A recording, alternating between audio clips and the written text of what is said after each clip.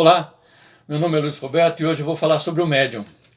O médium que é aquele sujeito que tem a sensibilidade mediúnica nua e crua, né?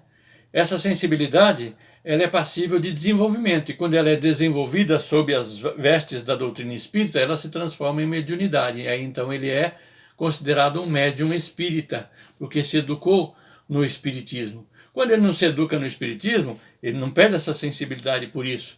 Entretanto, o exercício dela nós chamamos simplesmente de mediunismo, porque é a mediunidade ou a sensibilidade mediúnica ainda não educada pelo menos pelo espiritismo. Por isso eu entendo, e nós os espíritas entendemos, que mediunidade só é aquela desenvolvida pela doutrina espírita, porque ela educa a criatura, ela, através da teoria e da prática, ela orienta a criatura a desenvolver essa sua aptidão, essa condição de ser o intermediário entre o plano espiritual e o plano físico.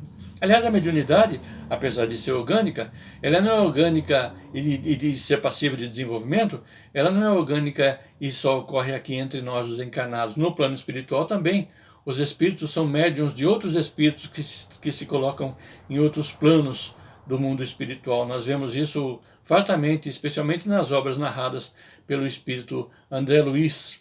Nós observamos bastante exemplos disso, aliás, nas obras do Chico Xavier, sob a lavra do espírito André Luiz. Então o médium é esse intermediário entre o plano espiritual e o plano físico, falando aqui do médium humano, do homem, do comum dos homens. Aliás, não muito comum, né? Todos temos sensibilidade, mas nem todos temos essa sensibilidade ostensiva. Nem todos trabalhamos ostensivamente a nossa mediunidade. Na verdade, nós precisamos observar uma coisa. Para que o médium seja um bom médium, que tenha boa condição mediúnica, ele tem que ter muito animismo. E o animismo mais não é do que a soma dos conhecimentos que a criatura adquiriu durante toda a sua existência. Não durante toda a sua vida, a presente vida, a sua existência. Desde que ele adquiriu condição de pensar, até os dias de hoje, tudo isso está arquivado na sua memória espiritual e ele pode então utilizar de maneira consciente, os espíritos podem usar então de maneira consciente essas informações que a criatura tem. É por isso, por exemplo, que você vê um sujeito que é pintor de automóveis, que não trabalhou, nunca trabalhou com engenharia na vida, nunca estudou absolutamente nada de engenharia na vida e conhece muito sobre engenharia. E os espíritos até utilizam dessa criatura, que não é engenheiro, para orientar as obras de construção num centro espírita, por exemplo. Isso é um fato, eu conheço. Um fato que eu conheço, que ocorreu realmente. Mas o sujeito não é engenheiro, como é que ele pode falar sobre questões de natureza, de resistência de materiais, por exemplo? Não é engenheiro agora, mas já foi engenheiro no passado. Tem essa experiência adquirida, tem essa bagagem integrante no seu animismo espiritual. Em razão disso, é fácil para os espíritos falarem das obras de engenharia através daquele médium, que nesse momento não tem nenhum diploma de engenharia, nunca cursou os bancos universitários na faculdade de engenharia, entretanto conhece o assunto engenharia. Assim ocorre também com outras atividades profissionais. Por exemplo, o médico. Quando o médium ostensivo, muito bem poderá servir os médicos do mundo espiritual na orientação das pessoas quanto à sua saúde física e espiritual, porque ele tem essa informação anímica em razão da profissão que adotou, o médico, por exemplo, não é? Nós podemos observar isso em absolutamente tudo. Eu citei o engenheiro e o médico, mas isso ocorre absolutamente em todas as circunstâncias, em todas as atividades da vida. Por isso tem até um livro chamado, não sei se é do Leon Denis, falho aqui em não me lembrar agora se é do Leon Denis, que fala sobre a mediunidade. Quanto mais animismo, mais mediunidade, né? Mais animismo, mais mediunidade. Mais formação do médium, maior será a sua condição de médium. Assim os espíritos se utilizam dos médiums para dar seus recados de acordo com a capacidade que o médium tem. Não podem falar, por exemplo, de flores para uma pessoa que não tem absolutamente nenhum conhecimento sobre as flores, nenhum conhecimento sobre a flora, por exemplo. Então não vai falar sobre flores através daquela pessoa, porque ela não terá sequer vocabulário para traduzir as ideias trazidas pelos espíritos. Assim, os poetas não poderão escrever nenhum poema, psicografar nenhum poema através de um médium tosco que não tem nenhuma sensibilidade quanto à questão da poesia, da literatura, enfim. Aliás, estudar é importante, né? Estudar, independente de ter uma formação acadêmica, estudar biologia, ciências, matemática, idiomas. Estudar é bastante importante porque você se enriquece de informações e essas informações são úteis aos espíritos quando dá exposição das suas ideias. Então nós precisamos observar que quanto mais animismo, mais mediunidade, por consequência disso, melhor será o médium. Né? Agora tem pessoas que têm medo da mediunidade. Né? Lá no centro que eu frequento, nós temos um trabalho, e esse trabalho é trabalho de triagem. Eles fazem uma triagem quando as pessoas vão lá em busca de socorro e avaliam a condição da pessoa, a necessidade que a pessoa tem de ser atendida por esse ou aquele outro passe. E não é raro o médium que faz a triagem afirmar que a pessoa deve desenvolver a sua sensibilidade mediúnica, deve se transformar num médium sob as vestes dos ensinamentos da doutrina espírita. E essa pessoa geralmente fica apavorada, né? Mais de uma vez eu ouvi a pessoa dizer para mim, olha aqui, seu Luiz, eu vim no centro porque eu estou sentindo isso, aquilo, aquele outro mais, e o moço lá na cabine, ou a senhora lá na cabine, me disse que eu preciso desenvolver a mediunidade. Se for para desenvolver a mediunidade, não volto mais aqui. Quando muito eu posso vir tomar um passe, mas frequentar o centro eu não frequento mais não. Porque esse negócio de mediunidade é muito perigoso, não quero saber disso comigo não. Né?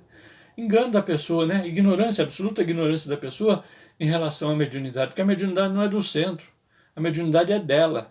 Pertence a ela. Onde quer que ela vai levar consigo a mediunidade, porque ela pertence à pessoa, não pertence ao centro. Estando ou não estando no centro, se os espíritos tiverem que se manifestar através dela, e o farão fora do centro, em qualquer lugar, no trabalho, na rua, na calçada, enfim, no banco de praça, qualquer lugar, vão se manifestar porque ela é um instrumento. Não é o centro que é o instrumento, é ela que é o instrumento. Então, melhor ficar no centro, desenvolver essa aptidão e utilizá-la de maneira correta, de maneira equilibrada, a fim de se valer dessa ferramenta, porque na verdade a mediunidade é uma ferramenta que Deus confiou a nós outros para nós, inclusive, auxiliando o nosso próximo, restabelecer o nosso passado no sentido de reparar os nossos equívocos, auxiliando o nosso próximo. Então o medo da mediunidade é resultado direto da ignorância. Ignorância, inclusive, que muitos espíritas têm, que não querem saber, apesar de gostarem de ir ao centro espírita, gostarem de estudar, gostarem das atividades sociais do centro espírita, filantrópicas, enfim, não querem saber da mediunidade porque insistem nesse medo, nesse tolo medo. Aliás, todo medo é resultado direto da ignorância que a gente tem da coisa, né? Então, o desenvolvimento da mediunidade passa necessariamente pelo estudo, que é a teoria, e passa pela prática, pelos exercícios próprios do desenvolvimento da mediunidade. Nos centros espíritas, geralmente tem o que nós chamamos de escola de médiuns. A escola de médiuns tem o objetivo de auxiliar a pessoa a desenvolver essa aptidão, né? Agora, muitos têm medo da mediunidade porque têm medo dos espíritos. Ah, eu sei lá se eu vou receber um espírito bom ou se eu vou receber um espírito mau. Vão receber a todos que tiverem necessidade de se socorrerem da sua mediunidade ou da nossa mediunidade. Espíritos bons e maus, queiramos ou não, estão nos nossos meios o tempo todo. Tudo depende muito da sintonia na qual nós nos encontramos. Se os nossos pensamentos, as nossas palavras e as nossas atitudes nessa ordem, porque tudo nasce lá no pensamento, forem equilibrados, naturalmente a companhia que nós admitiremos para a nossa proximidade será a de bons espíritos, a de espíritos bem intencionados, a de espíritos pelo menos não maus, que sem más intenções em relação a nós. Mas se nós agirmos de uma maneira doentia, é claro, nós vamos atrair os espíritos maus, doentios, compatíveis com o nosso comportamento, né? É claro que isso não tem nada a ver com moral, viu? A pessoa diz assim, que o médium precisa ter moral. Não tem nada a ver com moral. A mediunidade não tem nada a ver com moral. Ela é orgânica. Ela não tem nada a ver com moral, né? O conjunto espírito, perispírito, corpo físico formam um organismo que possibilita o desenvolvimento da sensibilidade mediúnica que transforma a pessoa em médium sob as vestes da doutrina espírita, ou, se não, sob as vestes da doutrina espírita, apenas o exercício do chamado mediunismo. Isso é possível de acontecer se a pessoa efetivamente não tiver condições de raciocinar sobre essa questão espírita. Nós precisamos observar também que a natureza dos espíritos da erraticidade, aqueles que estão ao nosso derredor, retratam aquilo que nós somos. Se nós avalie, por exemplo, o povo brasileiro, quais serão os espíritos que estão na erraticidade aqui no solo brasileiro, no plano espiritual brasileiro? Analise o povo e você vai conhecer que natureza tem esses espíritos. Não vou nem dizer qual, a análise é sua, eu já fiz, a minha análise é sua. Se você analisar a Alemanha, por exemplo, você imediatamente vai entender quais são os espíritos que se encontram na erraticidade do povo alemão. Porque nós temos uma egrégora nacional, cada um tem uma egrégora nacional. A formação do povo está naquilo que o povo pensa, tanto o povo desencarnado quanto o povo encarnado. Então tem aquela relação entre si.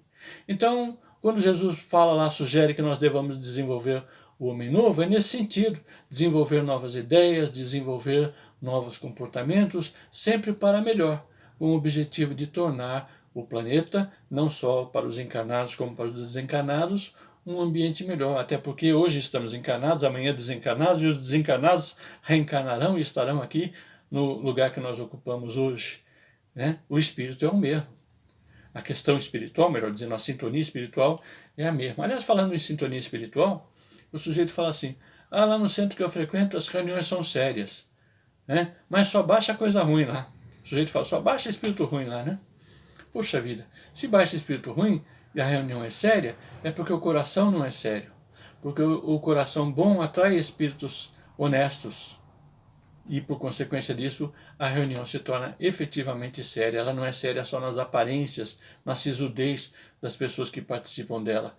Ela é séria porque ela nasce de um coração honesto, predisposto ao auxílio recíproco entre encarnados e desencarnados e entre os encarnados entre si.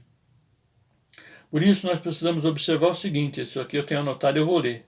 É relevante lembrar que o médium que deseja entreter com os espíritos relações sérias, honestas, portanto, deve prestar um concurso decidido e desinteressado, entregando-se às coisas úteis.